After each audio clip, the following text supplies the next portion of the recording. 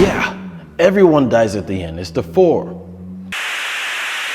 Do you guys remember that Division I sprinter that called this phone asking me to help him? Not only did we improve his 200, but we improved his 400 as well.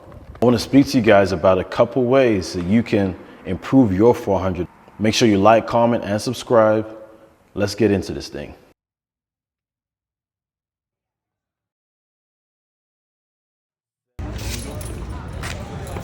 Gavin is the athlete that we talked about in the 200 video.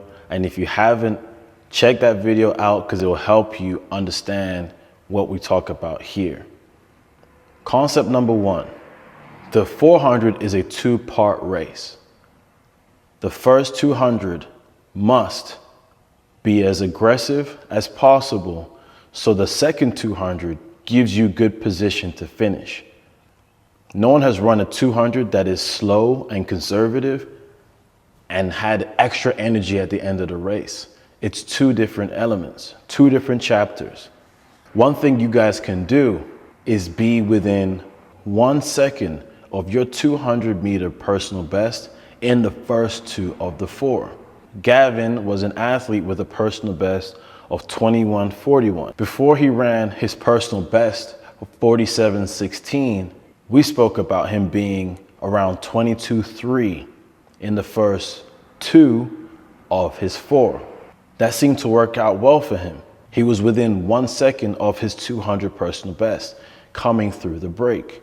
Now, in a 4, there's that natural anxiety of the race.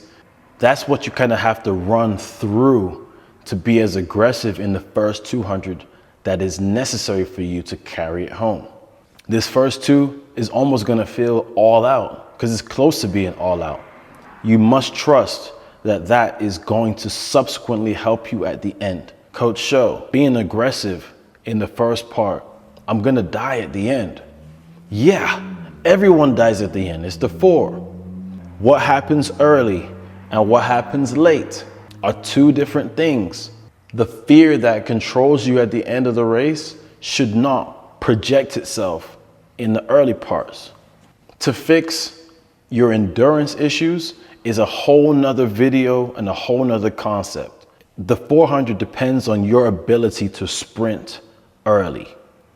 Sprint while you have the energy. Out the blocks, you must be aggressive. You must push out the blocks and run the first 50 like it's the only 50. Now, my last concept for you guys. You guys have seen Quincy Hall, the Olympic champ in the 400-meter dash. I love the grit and determination that he ran with in the closing part of the race. I am a proponent at the end of the 400. It is strictly about being passionate and aggressive at the end. Your legs feel like cement. Your heart is beating out your chest. But if you're not aggressive in the last part of the race, putting your foot into the ground, your ground contact is what's going to keep you from running a personal best. You'll get there, you get to the last portion of the race, and your foot gets heavy, and it just doesn't get off the ground fast enough. Even under fatigue, you must punch your foot into the ground. I don't want you to be relaxed. I want you to be aggressive. I need you to find that dog.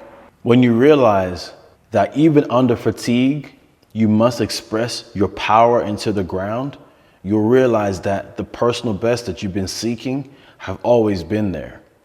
If this helps you, I need to know in the comments. You guys have been crushing it with that 100. We've seen so many personal bests, and I want to see the same here for the 400. Make sure you guys like, comment, and subscribe.